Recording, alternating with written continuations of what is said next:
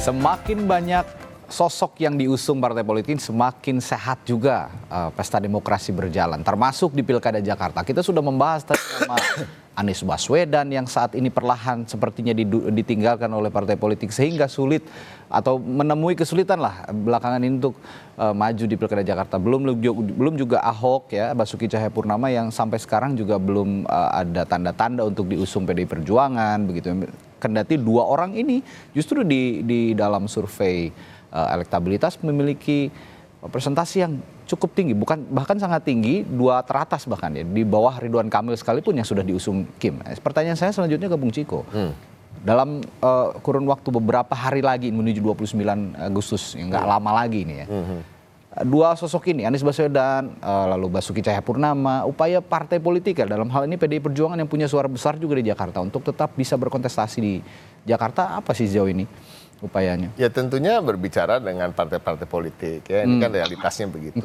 Realitasnya begitu, dan ketika kita mengusung nama calon misalnya dari internal, tentunya karena kita nggak bisa mengusung sendiri, tentu yang harus ada tingkat penerimaannya juga tinggi secara partai-partai politik lain. Makanya selain nama Pak Basuki Cahayapurnama yang kita sudah tahu elektabilitasnya tinggi, tingkat kepuasan publiknya tinggi ketika memimpin Jakarta, ada nama-nama lain gitu kan. Kalau kita bicara soal calon gubernur, ya Pak Basuki Cahayapurnama hanya bisa menjadi calon gubernur, tidak bisa menjadi calon wakil gubernur. Karena sudah pernah menjadi terhadang dengan aturan-aturan.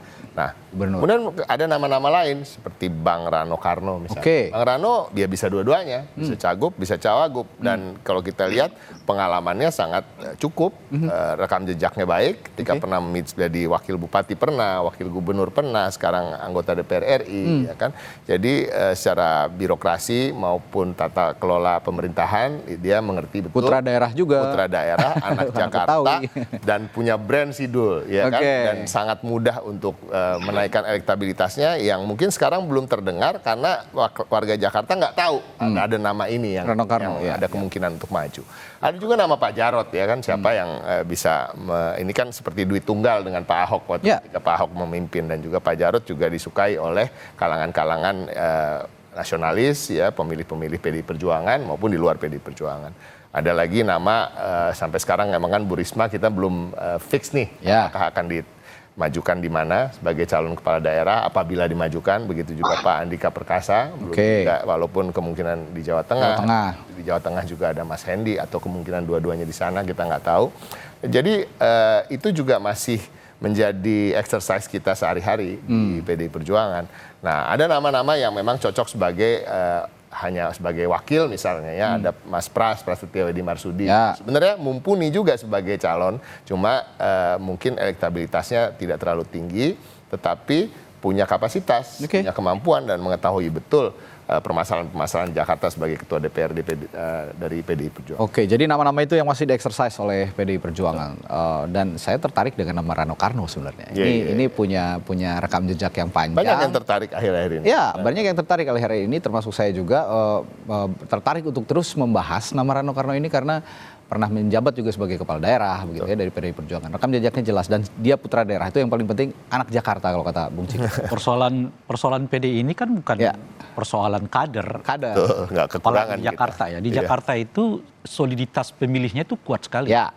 Jadi saya kira kalau di Jakarta, kalau saya lihat hasil pileg kemarin itu kan, dua partai hal ini adalah PKS dengan PDI adalah partai paling solid pemilihnya. Jadi kalau mereka nyorongkan kader manapun itu akan terpilih gitu. Masalahnya adalah apakah PDI Perjuangan punya tiket yang cukup itu dia mencalonkan gitu. Kita bicarakan sekarang Nasdem pendampingnya juga loh ya. Siapa yang akan bermitra dengan PDI Perjuangan di Pilkada Jakarta. Saya kembali ke Pak Riza. Pak Riza, kemarin Kang Ridwan Kamil ini sempat udah ngasih bocoran gitu. Ntar inisialnya S gitu yang jadi wakilnya. S ini siapa sih Pak Riza? Yang kalaupun nggak diumumkan begitu, nggak dibicarakan sekarang, S ini dia orang partai politik atau teknokrat atau birokrat atau siapa sebenarnya sosok S ini Pak Riza? Iya, saya kira teman-teman sudah bisa menebak ya. Biar pengamat lah Bung Rey itu lebih bebas menyampaikan. Kalau saya ini kan kebetulan orang partai, kebetulan juga jabatannya Ketua DPD Partai Gerindra DKI Jakarta, dan ini pilkadanya yang ditanya ini kan S di Jakarta.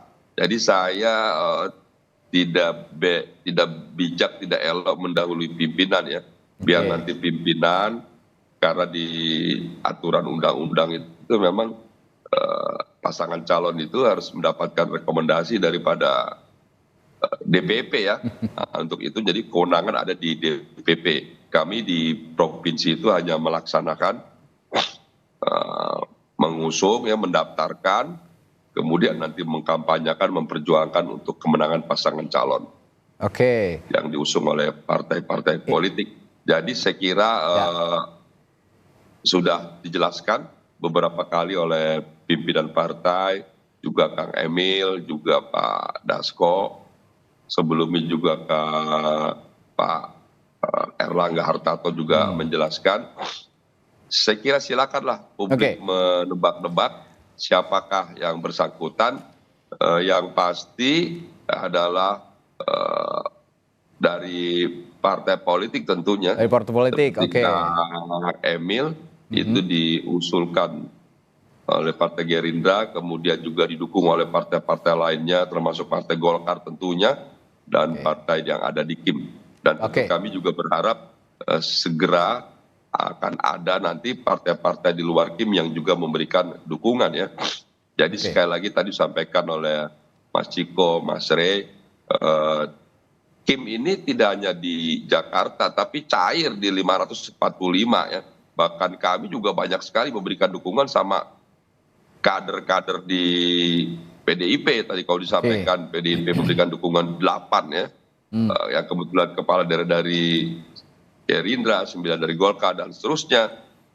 Menurut saya partai Gerindra justru mungkin lebih banyak memberikan dukungan kepala daerah yang ada di PDIP ya. Karena memang di seluruh Indonesia ini PDIP itu paling banyak itu incumbent-nya tuh. Jadi saya kira sangat cair di seluruh Indonesia. Memang betul sampaikan Bung Rey bahwa beberapa daerah menjadi fokus dan konsentrasi. Tidak hanya bagi kami Partai Gerindra, tapi bagi semua partai ingin di beberapa daerah yang dirasa cukup strategis seperti di Jawa umpamanya, ingin bisa memenangkan. Kami sendiri juga berusaha untuk bisa solid, sekalipun tidak bisa juga dipastikan solid di Jawa, contohnya di Banten umpamanya. Terkait di Jatim, alhamdulillah sejak awal kami solid, dan tentu berharap di Jatim juga ada partai di luar KIM yang bisa bergabung, yang sampai hari ini kan juga belum menyatakan dukungannya, seperti PKS, PDIP, Nasdem, PKB juga belum menyatakan dukungannya kepada siapa. Tentu harapan kami bisa mendukung Khofifa dan Mas Emil Dardak. Begitu juga di daerah lain, di Jawa Tengah juga belum. Kami sendiri beberapa partai baru mengusung Ahmad Lutfi. Tentu harapannya ada lain. Begitu juga di Jakarta, kami berharap ada partai-partai di luar KIM yang bisa bergabung mendukung pasangan calon yang kita usung, yang kami usung. Nah, kalau gitu, kalau memang belum bisa diumumkan, tapi setidaknya pertanyaan saya begini, Pak Riza, sosok S ini artinya sudah disepakati oleh Koalisi Indonesia Maju dan calon-calon partai koalisi yang akan merapat di Pilkada Jakarta, begitu ya kira-kira, Pak Riza? Ya, mudah-mudahan sudah bisa, karena ini kan rapat kan terus berlangsung, apalagi sekarang di kesibukan pimpinan ini menjelang 17-an. Beberapa hari ini kan para menteri yang kebetulan juga pimpinan partai kan ada di IKN, tanggal 19 juga nanti akan sidang di MPR dan seterusnya.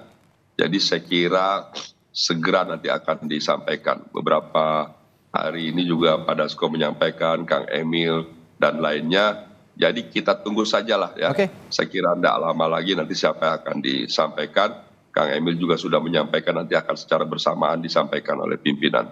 Siapa wakil yang akan mendampingi Kang Emil. Bung Rey, terakhir sosok S ini meskipun belum diungkap, tapi katanya orang partai politik begitu. Kalau saya sih menduganya ini yang sedang di-approach untuk masuk jadi Kim Plus gitu ya. Sosok ini yang tadinya akan dipasangkan dengan Anies Baswedan. Nah, kalau memang sosok S ini yang kita maksud, sudah paskah untuk mengikuti Pilkada Jakarta bersama Ridwan Kamil, dan bagaimana konstelasinya jika nanti Anies pun ikut maju? Jadi kita buat lebih terang-terang lah ya. Oke. Jadi S ini kan diasosiasikan orang PKS. Oke. Kalau bukan Pak Sohibul Iman, dia mungkin adalah Pak Siswono. Sejauh ini informasi yang kita dengar. Oke.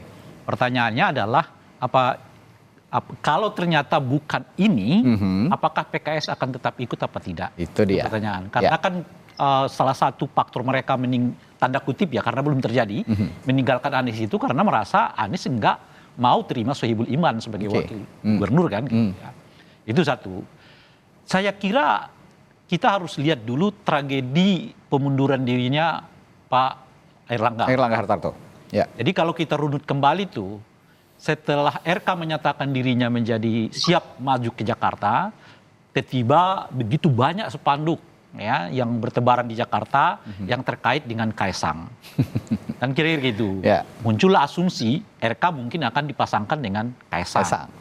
Tetapi setelah 2 hari dalam hitungan saya ya, spanduk itu beredar di seluruh Indonesia, tiba-tiba Pak Airlangga mengatakan udah ada wakilnya, inisialnya S. Oke. Sang pisang. Hah? Sang pisang. Ya, bisa macam-macam.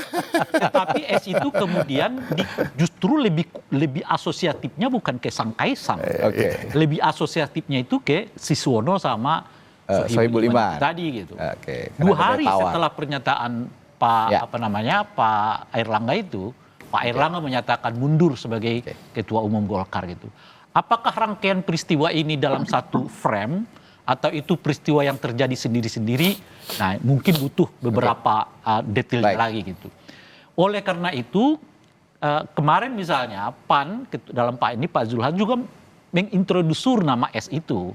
Bahkan mengatakan sebaiknya saya usulkan Kaisang ini maju di Jawa Tengah aja. Artinya dalam bahasa yang lain, Kaisang sendiri keinginannya mau di Jakarta, tetapi diusulkan oleh PAN untuk maju di Jawa Tengah gitu. Nah, setelah tanggal 20, ini kan 20 nih. Kalau Kim mengatakan tanggal 19 akan diumumkan, saya nggak terlalu yakin setelah konstelasi ini. Kita lihat setelah tanggal 20, siapa Ketua Umum Golkar. Kalau Ketua Umum Golkar ini nanti membuat nama lain, jadi bukan S tapi K misalnya, itu artinya masih bisa berubah dari S ke K gitu. Ini konstelasi yang masih menarik untuk kita tunggu. Singkat, Bung Ciko terakhir melihat kondisi saat ini, termasuk juga mungkin saja nanti kalau kata Bung Rey tadi PKS tidak jadi diusung kadernya di Koalisi Indonesia Maju di Pilkada Jakarta, bergabung dengan PDI Perjuangan, Anies dan Rano ini bisa terwujud kira-kira? Segala kemungkinan masih mungkin.